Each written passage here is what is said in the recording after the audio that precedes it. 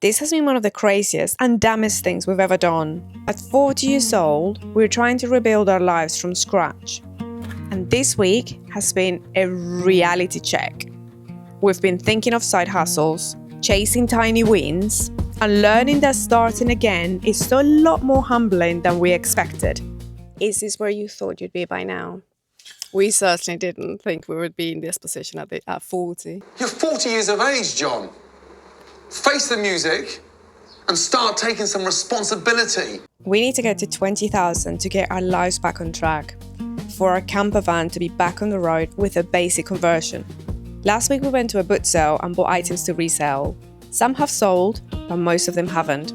This week we had to think out of the box to get moving while we wait for money to improve. We made a little bit of money last week, but we're nowhere near where we need to be. 20 grand is still a long way. But what's the update for this week's? We start this week on £111. So we made a little bit of money, but we're still so far away from our goal. But wait and see where we end the week. Dun dun dun! Well, that's the puzzles and the radio dropped off. Tick, tick, tick. The strange thing is, when you decide to start again, you imagine big breakthroughs. You imagine that one thing finally working. But most days don't look like that. Most days look like uncertainty. It looks like a pile of things that haven't sold, wondering if we're wasting our time, wondering if we're doing enough, wondering how long it's going to take before things finally start moving. But one thing we're learning is that starting again isn't really about the money. The money matters a lot, obviously, but what we're really trying to rebuild is confidence. Confidence that we can figure things out, confidence that we're not stuck, confidence that our best years aren't already behind us. So this week we tried a few different ways to make progress. Some worked, some definitely didn't, and one of them surprised us completely. But can we keep believing this is possible when progress is painfully slow? Well, this week felt like a little bit of a struggle. Some things worked, but others not so much. As you can see, we still have these items. So these things have not sold and we're carrying them around, which obviously occupies a lot of space. And I honestly just don't know when they're going to sell. They'll probably sell at some point, but it's when, obviously. And we don't see the items now, we see the money that we haven't sold. And I think probably the biggest lesson we're learning here, I mean, it has happened to us in the past. It's not like we're kids, right? But I think the biggest lesson we have learned this week is that money doesn't just come when you need it. It happens all the time. It just doesn't appear when you need it here the most. Okay, so if there's any charity shop that we're going to make money from, this is hopefully it. Jenny's found us a superstore. We found two superstores, two charity superstores. So we're excited. Let's see if we can actually make money from here. There's plenty in here, isn't there? Jesus. I'm just hoping that that's the entry prices. Very cute. Loads of ceramic and like very pretty things. I think it's at the beginning, this crazy goal of ours of 20 grand to restart our lives seemed like a huge task. It seemed like an impossible task, but then reality kind of kicked in.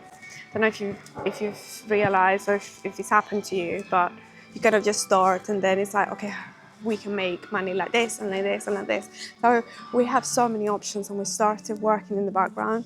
So now it's like, well, it's doable, but it's taking way too much time.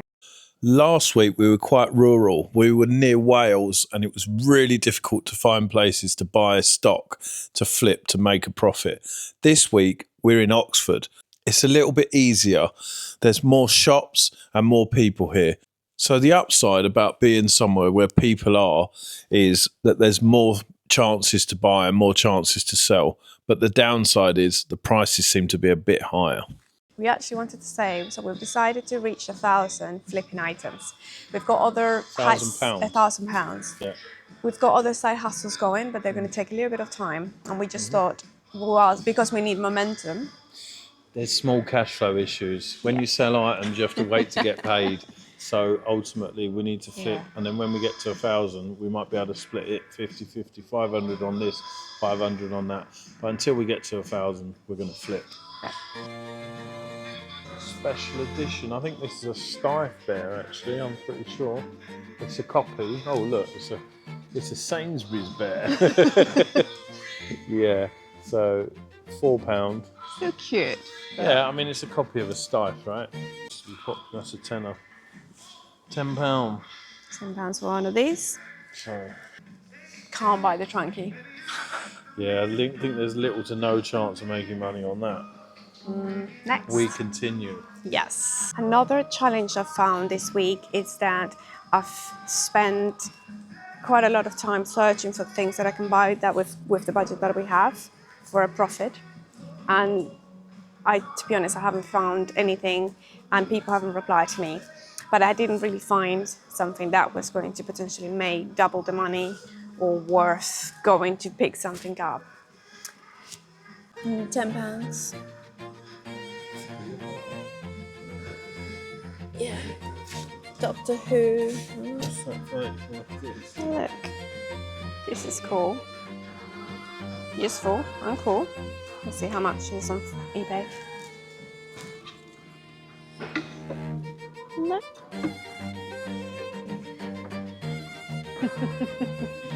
Who wants this one? This is £3. Yeah.